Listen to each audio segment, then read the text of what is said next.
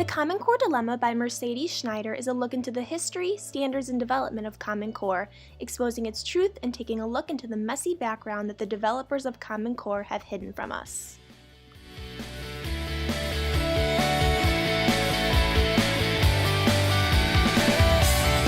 The author has a BA in Secondary Ed specializing in English and German. She has a master's in Guidance and Counseling and a PhD in Applied Statistics and Research Methods. She has full credentials to write a book of this degree and even has a follow-up book about school choice. The thesis is to offer readers a foundation regarding the origin, development, and promotion of Common Core to enrich readers' understanding of the standards and the much-publicized teacher, parent, and student rejection of CCSS. As claimed by a professor of education at New York University, Mercedes is the right person to look at the controversy surrounding Common Core, as she has a background as a teacher in research methods and statistics, and no one digs deeper into the politics issue like she does.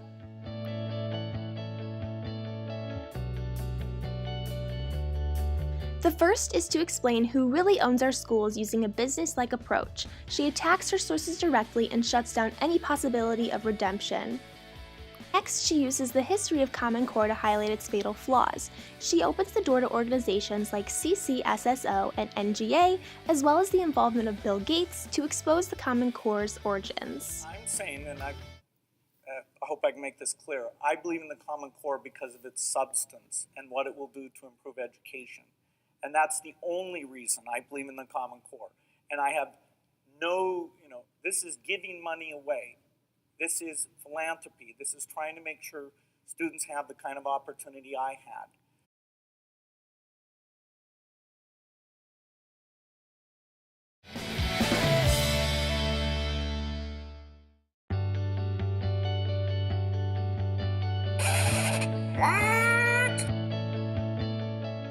Gates' response illustrates the fantastic disconnect between his entire education agenda and his own education experience.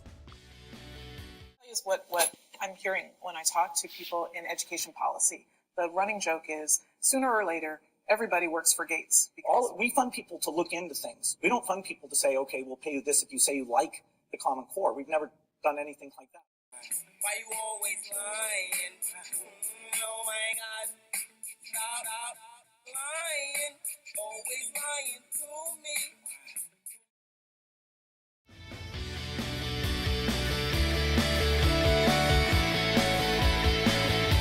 The third main point was to go into the connection between No Child Left Behind and Common Core, as it first set the foundation to standardized testing and grade-based checklists. The main point was to talk about her own opinion about Common Core, as it is reducing education to a dollar sign. It is no longer a fight for knowledge, but rather a fight for the A.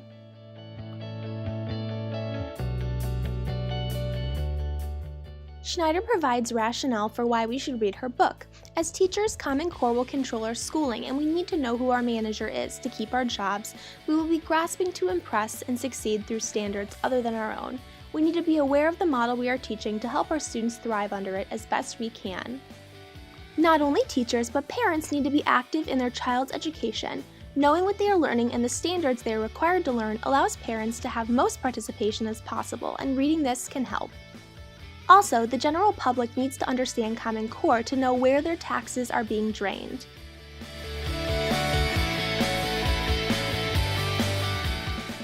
We believe Schneider was successful in her production and support of her thesis. She accurately provides the history of Common Core, gives the standards, exposes No Child Left Behind, and explains why these standards are irrelevant. She gives her honest opinion of Common Core and why schools cannot function on it. She does not attack based on bias or misleading opinions, but rather has done her research.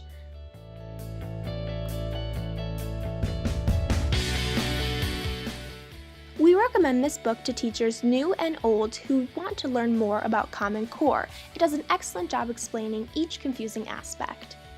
Both those in support of Common Core and against it should read the book to gain proper insight.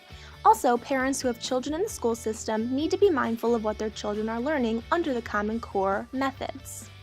Also, taxpayers who pay money towards a school need to know where their money is going, because where federal money is, there is federal control.